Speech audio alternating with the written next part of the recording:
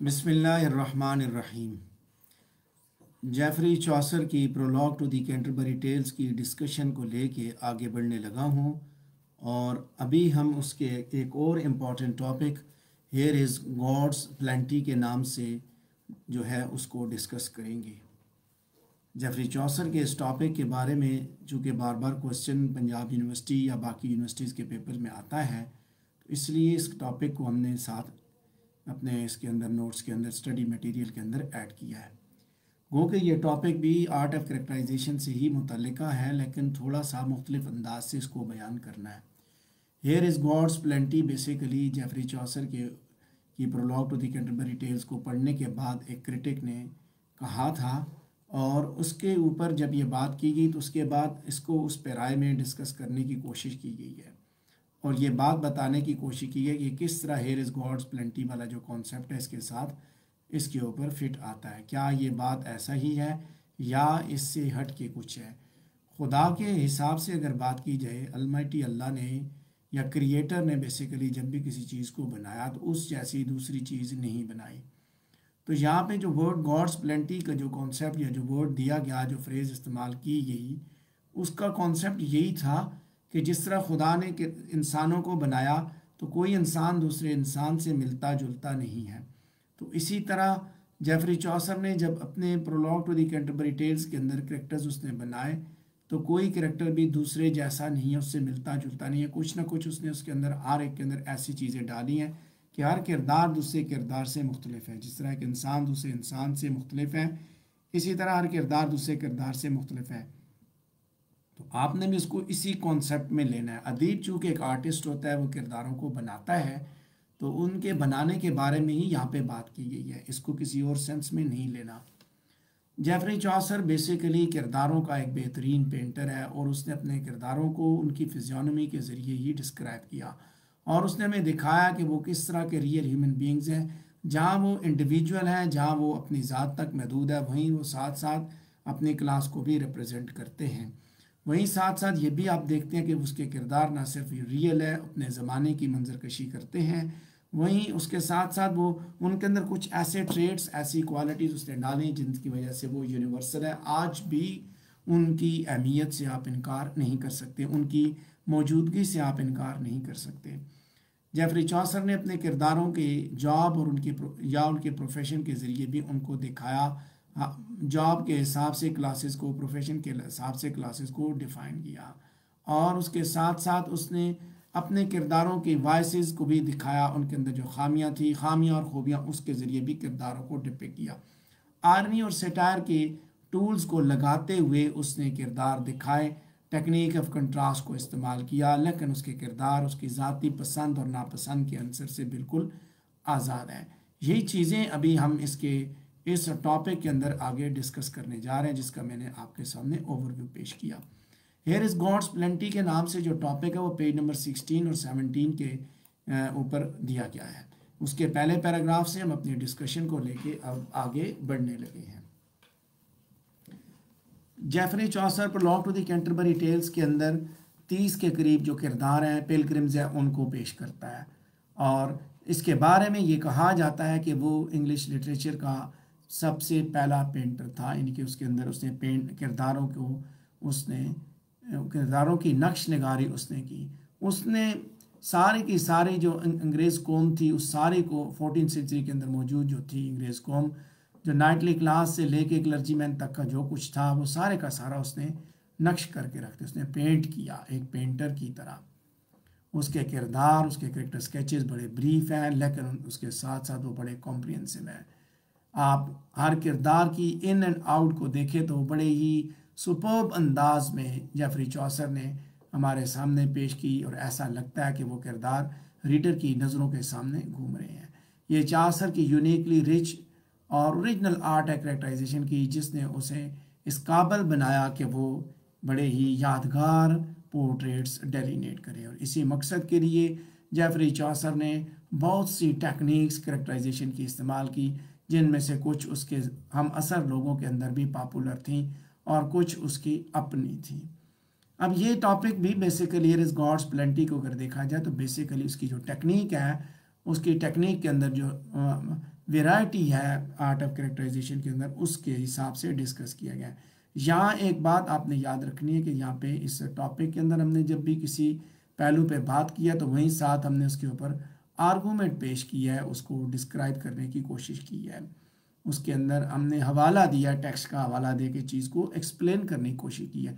जब आप पढ़ेंगे तो आपको इससे अंदाज़ा होगा कि ये टॉपिक किस तरह टू दी पॉइंट चल रहा है इस आर्ट ऑफ कैरेक्टराइजेशन के पर्सपेक्टिव में, उसमें किस तरह मुख्तलिफ़ चीज़ों को डिस्कस किया जा रहा है, मुख्तलिफ़ पहलुओं को किस तरह एलेबोरेट किया जा रहा है।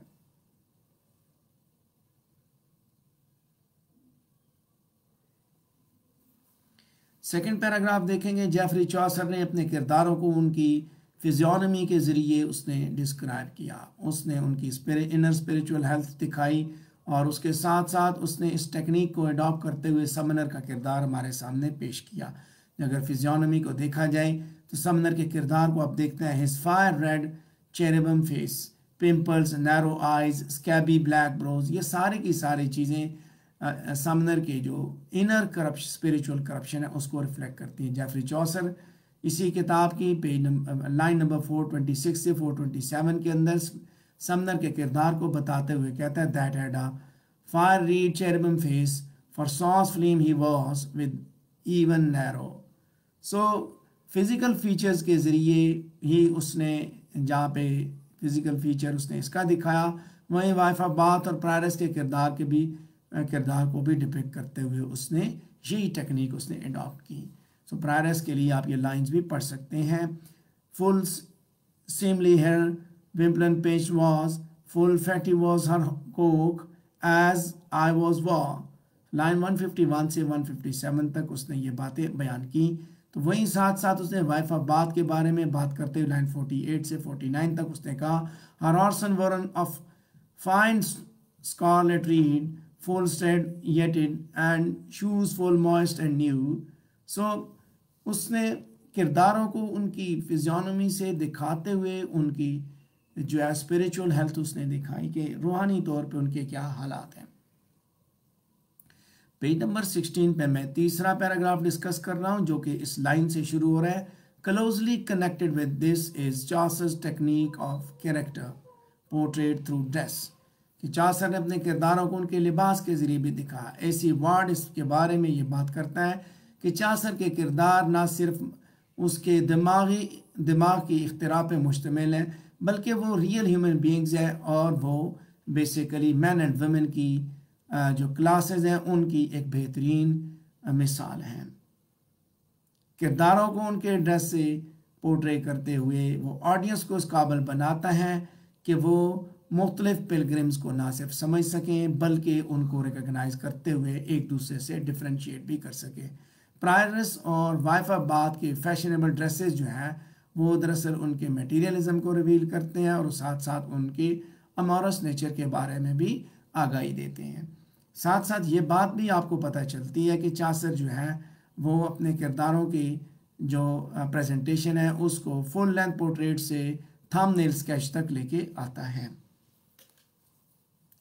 पेज नंबर 16 पे मौजूद सेकंड लास्ट पैराग्राफ को डिस्कस करने जा रहा हूँ कि चॉसर की सबसे सुपर्ब टेक्निक बेसिकली उसके किरदार की इंडिविजुअल और टाइप के हिसाब से प्रेजेंटेशन है। चॉसर के किरदार ना सिर्फ किसी रिस्पेक्टिव क्लास और प्रोफेशंस को रिप्रेजेंट करते हैं बल्कि उनके अंदर कुछ ऐसी क्वालिटीज़ मौजूद हैं जो कि उनको इंडिविजुअलाइज करती हैं, जो उनको एक दूसरे से मुनफरद करती हैं।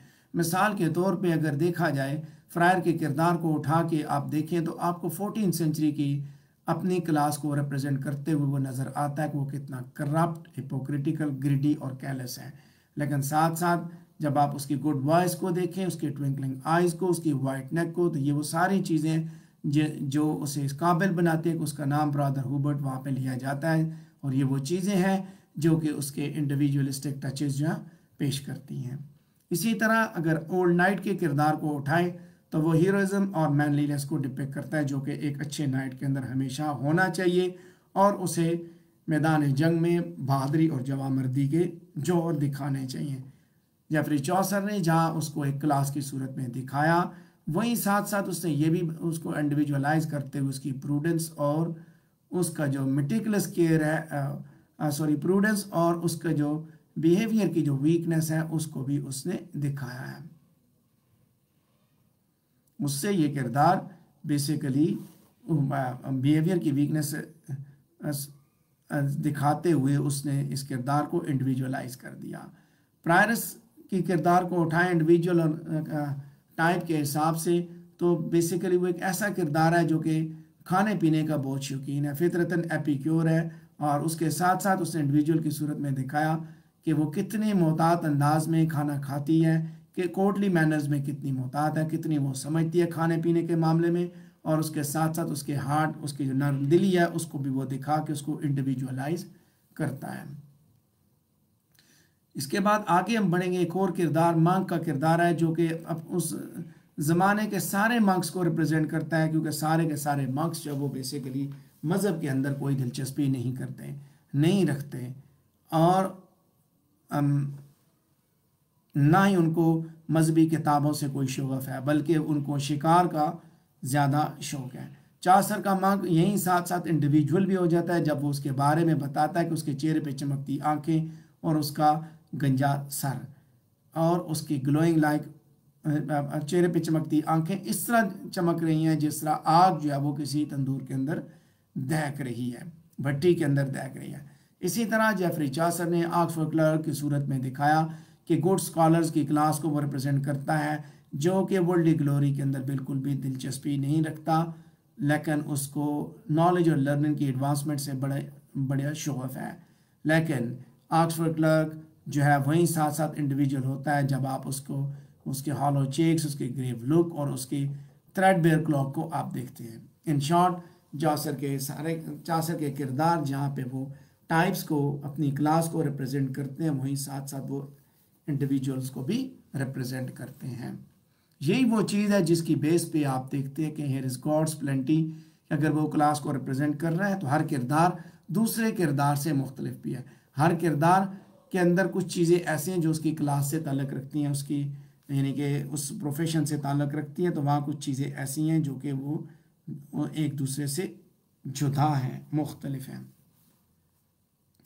पेज नंबर 16 पे मौजूद आखिरी पैराग्राफ डिस्कस कर रहे हैं कि चासर के किरदार जो वो रियल और यूनिवर्सल है, क्योंकि कोई भी उनकी तरह नहीं है, बल्कि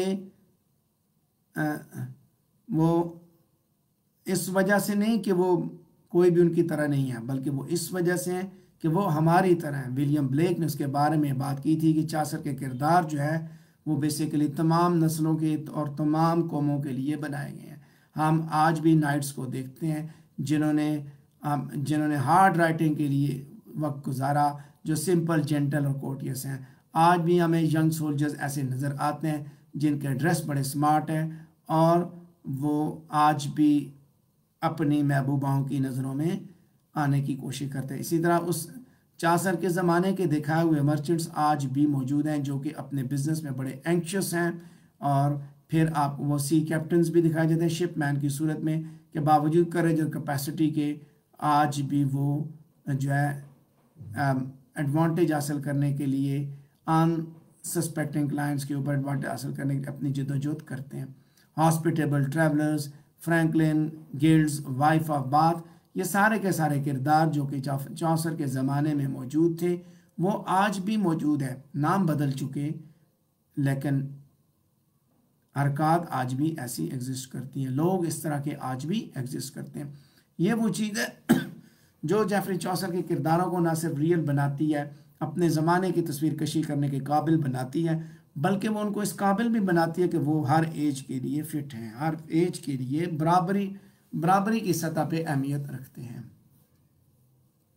पेज नंबर 17 को हमने डिस्कस किया। पेज नंबर 16 को 17 की जानिब बढ़ेंगे। एक और पोर्ट्रेट है, पोर्ट्रेट डेलिनेशन टेक्निक जो जेफरी चासर की है, वो है उसकी कि वो अपने किरदारों को उनके जॉब और उनकी प्रोफेशन के ज़रिए वो डिपिक्ट करता है। मुख्तलिफ पिलग्रिम्स के मुख्तलिफ प्रोफेशंस थे जो कि कैंटरबरी टेल्स के सफ़र की जानब रवा थे, उनको उसने प्रेजेंट करते हुए दिखाया। तो दिखाते हुए उसने नाइट्स की सूरत में शिवेलरी दिखाई, तो नाइट के साथ स्क्वायर और ह्यूमन को भी दिखा दिया, और वो नाइट के बारे में कहते हैं कि and fountain for are faith and trams पे लाइन नंबर 62 से 63 में उसने फिर आगे बताया एन आइस टेल्स एंड एस्ले इज फो। सो उसके अलावा प्लोमैन, मिलर, रीव, फ्रैंकलिन ये सारे के सारे एग्रीकल्चर को टिपिफाई करते हैं। Sergeant of law, doctor of physic, Oxford clerk ये सारे लिबरल प्रोफेशंस को दिखाते हैं। Wife of Bath, weaver, dyer, tapicer ये सारे के सारे इंडस्ट्री और ट्रेड को एम्बॉडी करते हैं, जबकि मर्चेंट, शिपमैन ये पैशनेट कॉमर्स के नुमाइंदे हैं।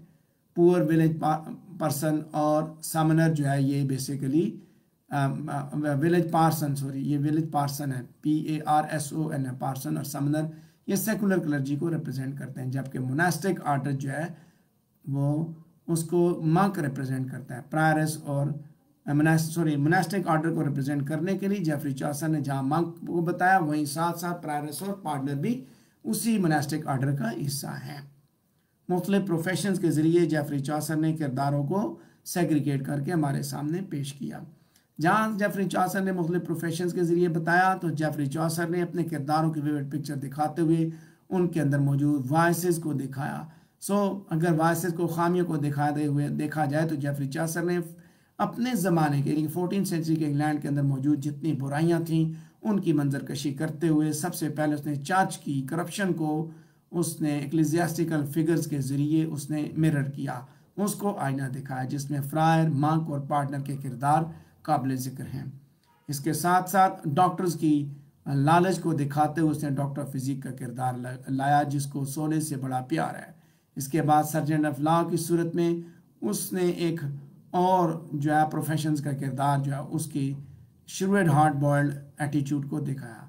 खुशकिस्मती से रीव और मिलर की डिसऑनेस्टी जो है, बेईमानी जो है देखा जाए तो वो भी दरअसल बड़ी टिपिकल है, वो भी उनकी क्लास को रिप्रेजेंट करती है। इसके साथ साथ ट्रेडिशनल एनिमिटी जो है वो रीव और मिलर के अंदर उसने दिखाई। ये सारे की सारे ये जो टेक्निक्स हैं, जो खामियां दिखाने का जो तरीक़ाकार है, बेसिकली जेफरी चॉसर की टेक्निक को एनरिच करता है, और ये वही एनरिचमेंट है जिसकी वजह से हमने ये कहा कि हियर इज़ गॉड्स प्लेंटी। ठीक है, ये एनरिचमेंट है। हियर इज़ गॉड्स प्लेंटी को आप इस पर्सपेक्टिव में भी लेते हैं कि किरदारों के अंदर दो तरीके से, एक किरदारों के अंदर इस तरह चीज़ है कि हर किरदार दूसरे मुख्तलिफ, दूसरा उसकी टेक्निक जो है उसके अंदर भी मुख्तलिफ पहलू मौजूद है, मुख्तलिफ एस्पेक्ट्स उसकी आर्ट ऑफ कैरेक्टराइजेशन के अंदर मौजूद हैं, जो कि आप देख सकते हैं। इसके बाद पेज नंबर 17 पे हम थर्ड पैराग्राफ देख रहे हैं कि जेफरी चॉसर ने आयरनी और सेटायर की टेक्निक का सहारा भी लिया, और उसको लेते हुए उसने अपनी कैरेक्टराइजेशन को मज़ीद दवाम बख्शा, मज़ीद पॉलिश किया। चॉसर नोबल फेलोज़ को सिंपैथी और मोहब्बत के ज़रिए ट्रीट करता है, लेकिन नेव, रॉग्स और रैस्कल्स को वो या तो ह्यूमरस तो या फिर आयरानिक या सैटिरिकल टोन के साथ सैटिरिकल ट्रीटमेंट के ज़रिए वो डील करता है। मिसाल के तौर पे Geoffrey Chaucer wife of Bath को वर्दी वोमन कहता है, उसके बाद अगली लाइन में वो उसको जो है उस वर्दी वर्ड को क्वालिफाई करते हुए ये कमेंट करता है, she was worthy woman all her love life husband at church door she had 5। सारी ज़िंदगी वो वर्दी थी, उसके 500 चर्च तक वो लेके गई, खामनी 5 मर्दों से तो उसने शादियाँ की थी, बाकी जो नहीं थे। यहाँ कमेंट करते हुए वो बेसिकली उसकी उस वर्दी वर्ड को आयरनी के ज़रिए उसने दिखाया। ये चीज़ भी नोट की जा सकती है कि गो कि वो अपने किरदारों को आयरॉनिकली और ह्यूमरसली रिप्रेजेंट करता है, ताहम जेफरी चॉसर कभी भी टॉलरेंस और सिंपैथी का दामन हाथ से नहीं छोड़ता। जो किरदार या जो सोसाइटी जिसको वो डिटेस्ट करता है, बेसिकली वो दो चर्च ऑफिसर्स की सूरत में देखा जाए, समनर और पार्टनर, उसके ज़रिए वो बेसिकली चर्च को भी डिटेस्ट करता है। इसी वजह से इन दो किरदारों के ज़रिए आप देखें, ख़ास तौर पे समनर और पार्टनर के ज़रिए, जहाँ वाइफ ऑफ बाथ के अंदर उसने आयरनी दिखाई, तो यहाँ पे सेटायर उसने दिखा, उसने पूरे सिस्टम को उसने सेटराइज किया। टेक्निक ऑफ कैरेक्टराइजेशन के अंदर ये चीज़ उसकी एडेड है कि जेंटल रास्कल की गुडनेस को दिखाया कि वो बड़ी क्लियर होती है जब वो कहता है just for quart of wine he would allow a sinner to keep on committing sins, कि सिर्फ शराब के एक क्वार्टर के लिए एक वाट के लिए वो एक गुनाह करने वाले शख्स को कहता है बस तुम गुनाह करते रहो, मैं तुम्हें माफ़ीनामा दे दूंगा, माफ़ी मैं तुम्हें लेके दूँ, माफ़ी जानर मैं जानूँ, तुम गुनाह करते रहो। सो जहाँ आयरनी और सेटार की टेक्निक को इस्तेमाल किया, वहीं कंट्रास्ट की टेक्निक भी जेफरी चॉसर का एक खासा है। पेज नंबर 17 पे सेकंड लास्ट पैराग्राफ को देखेंगे। अच्छे और बुरे दोनों तरह के किरदार कांधे से कांधा मिला के चल रहे हैं। हमें जहाँ पे वर्चू की पैरागन नज़र आती है तो हम पार्सन और प्लोमैन को देखते हैं, और अगर हम वाइसेस की मॉन्स्टर्स को देखें तो रीव, मिलर और समनर का नाम आता है। नाइट जो है वो अपने बेटे के साथ फाइल है, अपने बेटे लस्टी स्क्वायर के साथ फाइल है, उसके साथ उसको कंट्रास्ट किया जाता है। ऑक्सफोर्ड क्लर्क जो है उसको मैरी मेकिंग मंक के साथ कंट्रास्ट किया जाता है। इस तरह जेफरी चॉसर अपने किरदारों को उनकी डिसिमिलर क्वालिटीज़ के ज़रिए डिस्टिंग्विश करने में कामयाब होता है। ये भी एक गॉड्स प्लेंटी, ये भी एक वैरायटी है उसके किरदार निगारी के अंदर। पेज नंबर 17 पे मौजूद हेयर इज गॉड्स प्लेंटी के टॉपिक का हमारा आखिरी पैराग्राफ डिस्कस हो रहा है। चॉसर की आर्ट ऑफ कैरेक्टराइजेशन ज़ाती बुग़्ज़ व इनाद से बिल्कुल पाक है। वो अपने किरदारों को ऑब्जेक्टिवली, इम्पार्शियली और डिसइंटरेस्टेडली पोर्ट्रे करता है, यानी अपनी ज़ात से बालातर होकर, अपनी पसंद नापसंद से बालातर होकर जो कुछ उसने देखा उसको उसने दिखाया। इसीलिए कहा जाता है कि उसके पास एक देखने वाली आंख थी, रिटेन करने वाली मेमोरी थी, और वह इस काबिल था कि चीज़ों को सिलेक्ट कर सके और अपनी बातों को फिर आगे बढ़ा सके। उसकी दुनिया जो है वो that is varied and wide. John Dryden के अल्फाज में मैं ऐसी बात को दोबारा कोट करूँगा। ये बात बेसिकली जॉन ड्राइडन ने कही थी कि देयर इज़ गॉड्स प्लेंटी, और इसी चीज़ को देखें, ये उसके किरदारों की डिपिक्शन है जिसने जॉन ड्राइडन जैसे शख्स को भी इस बात पे मजबूर किया कि वो उसके बारे में बता सके कि यहाँ पे कसरत मौजूद है, हर चीज़ दूसरे से मुख्तलिफ है, उसकी कैरेक्टराइजेशन भी मुख्तलिफ है, उसके किरदार भी मुख्तलिफ है, वैरायटी है उसके अंदर। उसने ज़िंदगी का जहाँ पे जेलस इमेज दिखाया वहीं उसने रियलिस्टिक इमेज भी दिखाया। इसी के साथ हमारा ये टॉपिक कंप्लीट हुआ, हेयर इज़ गॉड्स प्लेंटी। अगर इससे रिलेटेड आपके जहन में कोई सवाल है तो आप मुझसे पूछ सकते हैं।